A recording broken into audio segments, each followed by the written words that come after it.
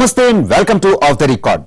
Movie artists association ఎన్నికలు suspense thriller సినిమాను తలపిస్తున్నాయి.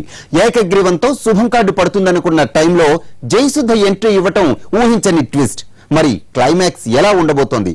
తెరపైకి జయసుధ అనుకోకుండా రావడానికి కారణమేమిటి? కథ, స్క్రీన్ ప్లే, డైరెక్షన్ ఎవరిది?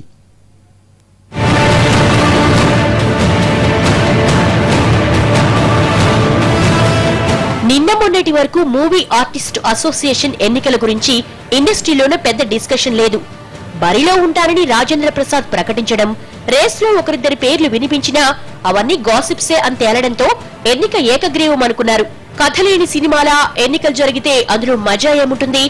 మా ఎలక్షన్స్ బరిలో నేనున్నానంటూ సీన్లోకొచ్చారు సహజ నటి జయసుధ. జయసుధ ఎంట్రీతో మా ఎలక్షన్స్ రసవత్తరంగా మారాయి. జయసుధకు ప్రస్తుత మా అధ్యక్షుడు మురళీమోహన్ మద్దతు ఇవ్వడం మరో మలుపు.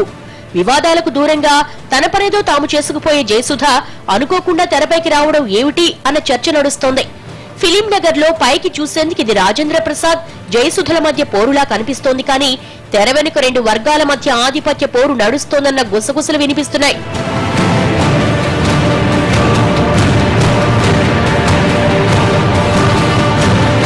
ప్రముఖ దర్శకుడు దాసరి నారాయణరావు శిష్యులు మురళీమోహన్, జయసుధ. ప్రస్తుతం మా అధ్యక్షుడిగా మురళీమోహన్ ఉన్నారు. రాజేంద్ర ప్రసాద్ మెగా క్యాంపు వ్యక్తి అన్న ప్రచారం ఇండస్ట్రీలో మొదటి నుంచి ఉంది. ఇప్పటికే రాజేంద్ర ప్రసాద్ కు నాగబాబు మద్దతు ప్రకటించారు.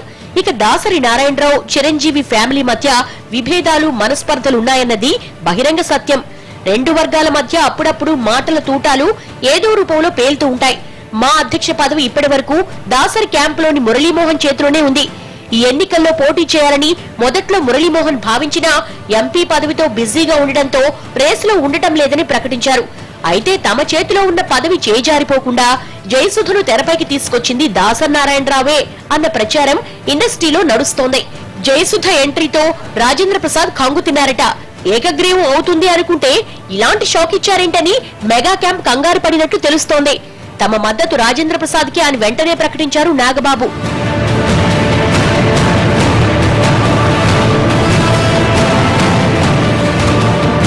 మా అధ్యక్ష ఎన్నికలంటే దాసరి, చిరంజీవి వర్గాల మధ్య పోటీయే అని ఇండస్ట్రీ జనం చెవులు కొరుక్కుంటున్నారు. రాజేంద్ర ప్రసాద్, జయసుధ మధ్య పోటీలో ఎవరు గెలుస్తారన్నది సస్పెన్స్ గా మారింది.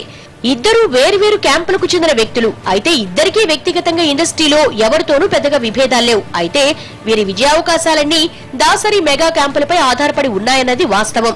ఇండస్ట్రీలో రెండు వర్గాలు స్ట్రాంగే. వీరి మధ్య జరుగుతున్న పోరులో విజయం ఎవరిదో తెలియాలంటే క్లైమాక్స్ దాకా ఆగాల్సిందేనంటున్నారు.